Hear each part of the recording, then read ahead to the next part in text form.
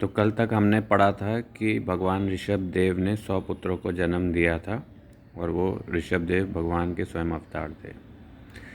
तो आज के पंचम अध्याय में, पंचम स्कंद के पंचम अध्याय में है कि जो 100 पुत्र थे उनमें से एक महायोगी भरत थे और वो बहुत ही तेजस्वी थे, इसलिए वहीं से ही भरतवर्ष का नाम आया। और भगवान सदा स्वतंत्र और पूर्ण शुद्ध निर्विकार आनंद रूप होते हैं, बट वो लोगों को शिक्षा देने के लिए अज्ञानी लोगों की तरह संसार में व्यवहार का उन्होंने आदर्श दिया कि लोगों को कैसे व्यवहार करना चाहिए, क्योंकि उन्हीं को देख के कोई तो बोलेगा कैसे जीना है, तो कैसे जीना है भगवान ने हमको दिखाया जी के अवतार लेके। सीधे समय समय पे भगवान अवतार लेते हैं। तो वो सम, शांत और सुहृद, कारुणिक, धर्म, अर्थ, यश, संतान, भोग, सुख, मोक्ष का संग्रह हमें करते हुए कैसे जीना है ये उन्होंने बताया। महापुरुष सभी वेदों का रहस्य जानते हुए भी ब्राह्मणों की बतलाई विधि से जनता का पालन करते थे। भगवान बड़े बड़े बुजुर्गों, वैष्णवों ने जैसा कहा हमें वैसा ही करना चाहिए, भले ही हम कुछ भी कितना भी जानते हों। स्वयं भगवान ने 100 यज्ञ किए।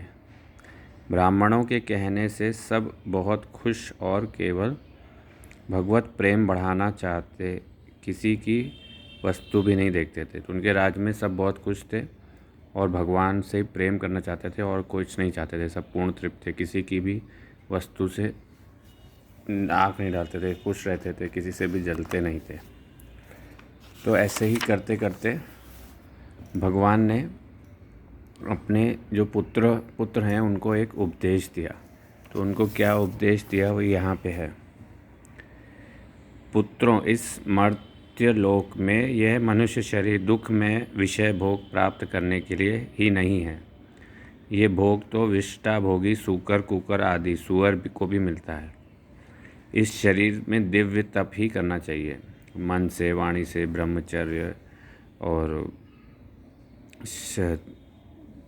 मौन, योग, प्रसन्नता, ये सब मन के तप, इन शरीर में तप होना चाहिए, जिससे अंतःकरण शुद्ध हो, क्योंकि इसी से अनंत ब्रह्मानंद की प्राप्ति होती है। शास्त्रों ने महापुरुषों की सेवा को मुक्ति का और स्त्री संगी कामियों के संग को नरक का द्वार बताया। तो जो लोग सेक्स के पीछे भागते हैं वो नरक में जाएंगे, उनका पूरा जीवन तबाह हो जाएगा। महापुरुष वे ही हैं जो समान चित्त, परम शांत, क्रोधहीन, सबके हित चिंतक और सदाचार संपन्न हों। तो जो अच्छे पुरुष हैं, जो शांत रहते हैं, क्रोधहीन रहते हैं और सबका हित चाहते हैं, अच्छा सदाचार करते हैं और भगवान को प्रेम करते हैं, वही उनका केवल जीवन का लक्ष्य है। और जो लोग दुनिया में स्त्री, पुरुष, विषय, धन आदि इन सब चीज़ों को इकट्ठा करने वाले कार्यों में लगे हैं, ऐसा नहीं करते। वो मिनिमम जो शरीर की रिक्वायरमेंट होती है वो लेके आगे बढ़ते हैं। मनुष्य अवश्य प्रमादवश कुकर्म करने लगता है, उसकी वह प्रवृत्ति इंद्रियों को तृप्त करने के लिए ही होती है।